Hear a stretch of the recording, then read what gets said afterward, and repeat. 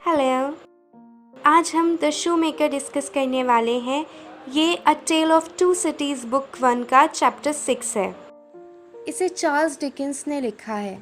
तो ये चैप्टर हमें ये बताता है कि एक प्रिजन क्या मेंटल और फिज़िकल डैमेज कर सकती है किसी भी इंसान के साथ। इस स्टोरी में जैसे ही जार्विस लॉरी और लूसी मैनेट लूसी के फादर से मिलते हैं 18 साल के बाद, जब वो जेल से रिहा होते हैं, वो देखते हैं कि वो पुरानी सारी यादें भूल चुका है। उसकी मेमोरी सारी पुरानी फेड हो चुकी है। उसे कुछ भी याद नहीं है। उसे अपना प्रोफेशन भी याद नहीं रहता कि वो एक डॉक्टर रहता है। उसे याद रहता है तो सिर्फ ये कि वो एक शू मेकर है, क्योंकि वो बस्तील की जेल में शू मेकिंग का ही काम करता था। वहाँ यही उसे सिखाया गया है। इसी वजह से इस चैप्टर का नाम द शू मेकर है। अब हम कैरेक्टर्स पे आते हैं। हमारा पहला कैरेक्टर है doctor Alexandre Manette. Doctor Manette Beauvais France के एक डॉक्टर रहते हैं, जिन्हें सीक्रेटली जेल में रखा जाता है 18 साल तक के लिए। जेल बस्टील की रहती। इसी जेल की वजह से इनके माइंड पे काफ़ी गहरा असर पड़ जाता है। ये काफ़ी मेंटल ट्रॉमा से गुज़रते हैं। ऑलमोस्ट वो सब कुछ भूल जाते हैं। जब वो रिलीज़ होते हैं जेल से, तो उनकी जो बेटी रहती है लूसी, वो उनका काफ़ी ख्याल रखती है, उनका पूरा ध्यान रखती है। Lucy MANET doctor Alexandre MANET की बेटी रहती है। ये काफ़ी ब्यूटीफुल रहती है। ये अपनी काइंडनेस के लिए जानी जाती है। जब इसे इसके फादर मिलते हैं तो इनका काफ़ी ख्याल रखती है। ये काफ़ी अच्छी बेटी साबित होती है। जार्विस लॉरी मैनेट फैमिली के काफ़ी क्लोज़ फ्रेंड रहते हैं, और जैसे ही डॉक्टर अलेक्जेंड्रे मैनेट रिहा होते हैं जेल से, तो ये उनकी और लूसी की काफ़ी मदद करते हैं। अर्नेस्ट डिफाज पेरिस की एक वाइन शॉप के ओनर रहते हैं, और फ्रेंच रेवोल्यूशन के वक्त जैकरी के लीडर भी रहते हैं। जैकरी एक पीजेंट्स का बैंड रहता है। अब हम स्टोरी पे आते हैं। जार्विस लॉरी और लूसी मैनेट को डॉक्टर मैनेट मिलते हैं एक वाइन शॉप के सीक्रेट रूम में।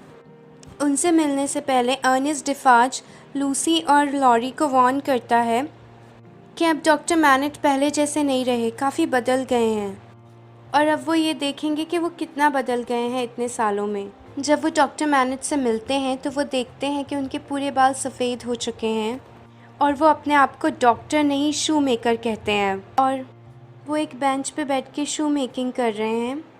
उनकी आवाज़ काफ़ी काँप रही है, और वो काफ़ी वीक दिख रहे हैं। काफ़ी एज हो चुकी है उनकी।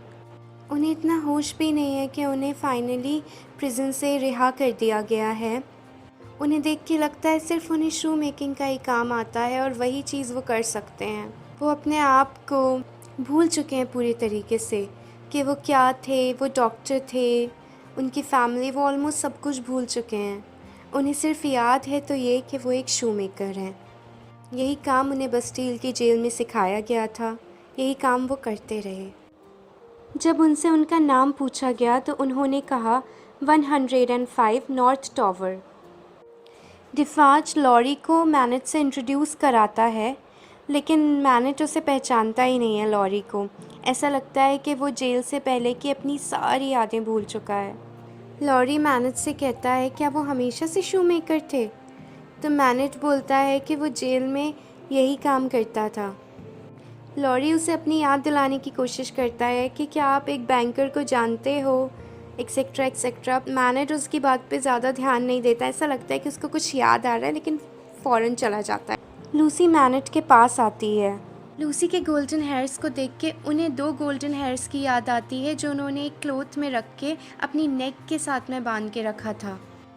वो लूसी की मदर को याद करने लगते हैं। जैसे ही वो उसकी आवाज़ सुनते हैं तो उन्हें और ज़्यादा सब कुछ याद आने लगता है धीरे धीरे, क्योंकि लूसी की आवाज़ बिल्कुल उसकी मम्मी के जैसी थी। लूसी उन्हें जैसे ही गले लगाती है वो रोना शुरू कर देते हैं। डिफाज और लॉरी दोनों काफ़ी हेल्प करते हैं लूसी और मैनेट की, उन्हें वापस इंग्लैंड पहुंचाने के लिए।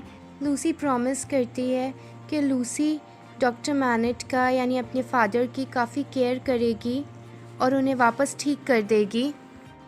जैसे ही वो पेरिस के गेट से निकलते हैं तो गार्ड्समैन जैसे ही उनके पेपर्स चेक करते हैं तो उन्हें यकीन ही नहीं आता कि ये आदमी कभी डॉक्टर भी होता था। जब वो लोग शिप में इंग्लैंड के लिए रवाना हो जाते हैं तो मिस्टर लॉरी ये सोच में पड़ जाते हैं कि क्या ये डॉक्टर को वापस उसकी पुरानी ज़िंदगी याद आ पाएगी।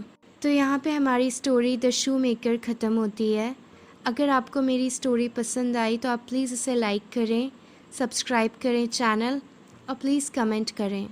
Thank you.